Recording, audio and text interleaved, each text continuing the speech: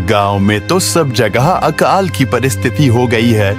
लगता नहीं कि अब इस गांव में ज्यादा दिन रुकना उचित होगा। काम के लिए बाहर गांव तो जाना ही पड़ेगा।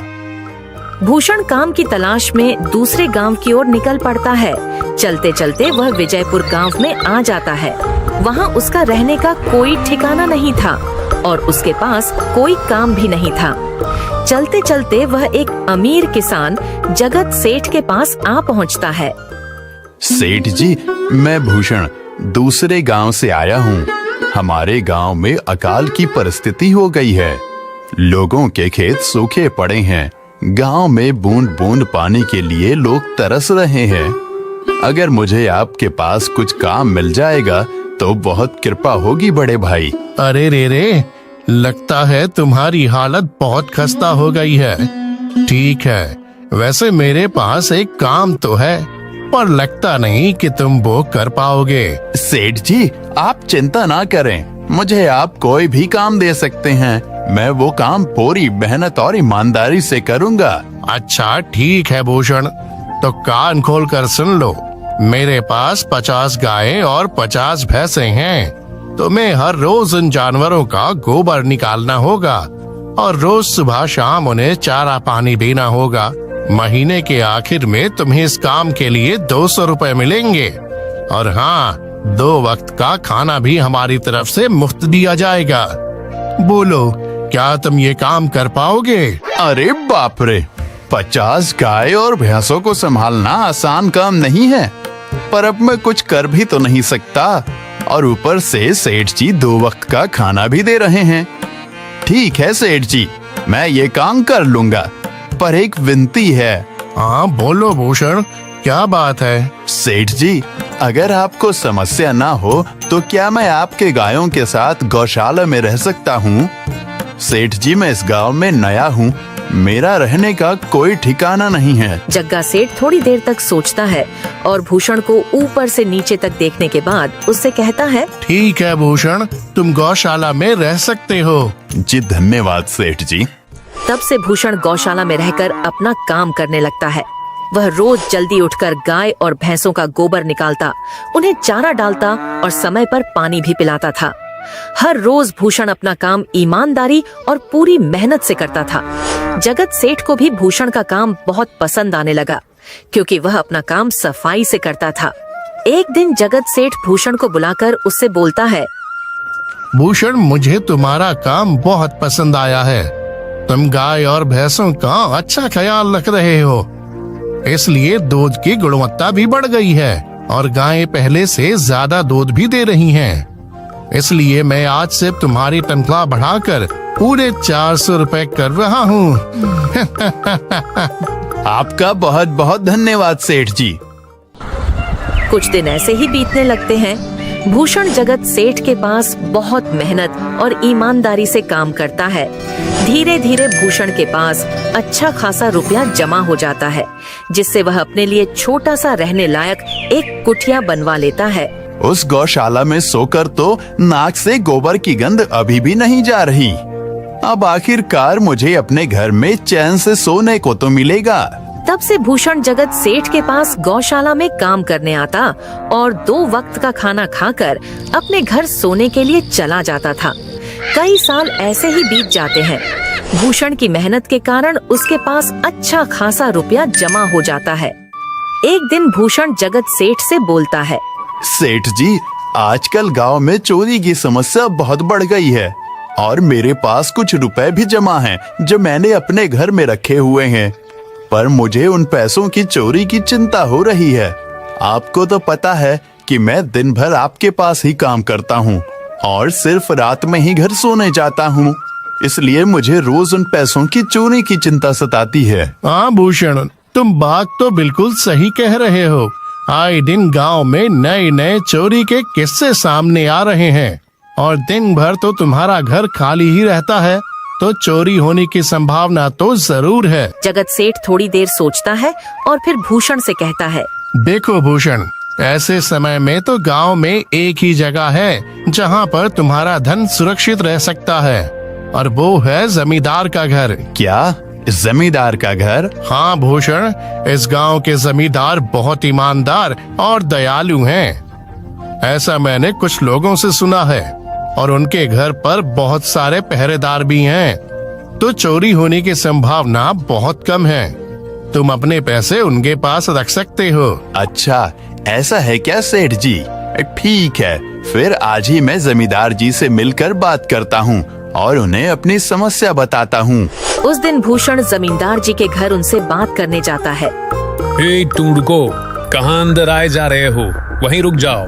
जी, मुझे जमींदार जी से मिलना है। मुझे उनसे कुछ काम है। क्या काम है तुमको उनसे? मुझे जरा बताओ। जी, मुझे कुछ पैसे रखवाने थे उनके पास, यही काम के लिए आया था मैं। अच्छा ठीक है, तुम अंदर जा सकते हो। नमस्ते जमींदार जी, मैं भूषण जगत सेठ के यहाँ काम करता हूँ। कुछ साल पहले ही मैं दूसरे गांव से यहाँ आया हूँ। अच्छा भूषण, बोलो तुम्हारा क्या काम है मेरे पास? जमींदार जी, मैं सालों से जगत सेठ के पास काम कर रहा हूँ और मैंने कुछ रुपए भी जमा कर लिए हैं। पर बात यह है कि गांव में चोरी की समस्या बहुत बढ़ गई है, तो मुझे अपने रुपए घर में रखने से डर लग रहा है। अच्छा, कितने रुपए जमा किए हैं तुमने? जमींदार जी, यही कोई 5 से 6 हजार रुपए होंगे मेरे पास। वाह, ये तो बड़ी रकम है। मैंने आपकी ईमानदारी के बारे में लोगों से बहुत सुना है, इसलिए मैं अपनी रकम आपके पास कुछ वक्त के लिए रखने आया हूँ। हाँ भूषण, तुमने बिल्कुल सही सुना है। तुम्हारी रकम मेरे पास पूरी तरह से सुरक्षित रहेगी। तुम अब चिंता ही छोड़ दो, मैं सब देख लूंगा। भूषण अपने पैसों की थैली जमींदार को दे देता है। ये पूरे 5,800 रुपए हैं, आप गिनकर देख लीजिए। गिनने की क्या जरूरत है? तुम तो जगत सेठ के आदमी हो, मुझे तुम पर पूरा विश्वास है। जमींदार जी, आपका बहुत बहुत धन्यवाद। अब मुझे चोरों का कोई डर नहीं है, क्योंकि मेरे पैसे सुरक्षित हाथों में हैं। अरे भूषण, कोई बात नहीं, धन्यवाद तो मुझे बोलना चाहिए, जो तुम मेरे पास आए अपने रुपए रखने के लिए। भूषण अपने पैसे जमींदार को देकर अपने घर चला जाता है। हाँ भूषण, तुम्हारे पैसे मेरे हाथों में ही अच्छे लगते हैं। ऐसे ही भूषण ईमानदारी और मेहनत से जगत सेठ के यहाँ काम कर रहा था। देखते ही देखते 2 साल ऐसे ही बीत जाते हैं। एक दिन भूषण सोचता है, अब बहुत साल हो गए जगत सेठ के यहाँ काम करते हुए। वैसे सेठ जी तो बहुत अच्छे इंसान हैं, पर सोच रहा हूँ कि खुद की जमीन लेकर उस पर मेहनत करूँ, तभी मैं बड़ा आदमी बन सकता हूँ। अब जो मेरे पास थोड़े कुछ पैसे हैं और जो जमींदार के पास कुछ पैसे संभालने के लिए दिए हैं, वो जमा करके थोड़ी जमीन खरीद लूंगा। आज ही जमींदार से मिलने जाता हूँ और अपने रुपए मांगता हूँ। ये सोचकर भूषण जमींदार जी के घर चला जाता है। जमींदार जी, मैं अपने रुपए वापस लेने आया हूँ। आपके पास मैंने 5,800 रुपए दिए थे संभालने के लिए। अरे भाई साहब, मैंने पहचाना नहीं आपको, वैसे कौन हो आप? अरे जमींदार जी, मैं भूषण हूँ। पिछले साल मैंने आपको पैसे संभालने के लिए दिए थे, याद आया कुछ? अरे भाई साहब, मेरे पास कितने सारे लोग आते जाते हैं पैसे रखने के लिए, और सभी के साथ मेरा अच्छा व्यवहार होता है। वैसे आपके पास कोई कागजात हैं क्या? क्योंकि मैं हर व्यक्ति से कागज पर ही व्यवहार करता हूँ। किसने कितने पैसे दिए, किसके कितने पैसे रखे हैं, सबका व्यवहार रहता है मेरे पास। जमींदार जी, ये आप क्या बात कर रहे हैं? आपकी ईमानदारी देखकर ही मैंने आपको पैसे दिए थे संभालने के लिए, और आप अब ऐसी बातें कर रहे हैं। कृपया करके मेरे पैसे मुझे वापस कीजिए। हाँ भूषण, मैं ईमानदारी से ही काम करता हूँ, इसलिए तो तुमसे मैं डॉक्यूमेंट्स मांग रहा हूँ। क्या तुम्हें पता नहीं, जब तुम किसी से पैसों का व्यवहार करते हो तो तुम्हें स्टाम्प पेपर पर लिख कर देना पड़ता है। तुम किसी से भी पूछ सकते हो। नहीं जमींदार जी, मैं आपके पैर पड़ता हूँ, कृपया करके मेरे रुपए मुझे दे दीजिए। बड़ी मेहनत से मैंने वो पैसे जमा किए थे, मुझ पर ऐसा अन्याय ना करें। अरे क्या ये झूठ मूठ का रोना धोना लगाया है?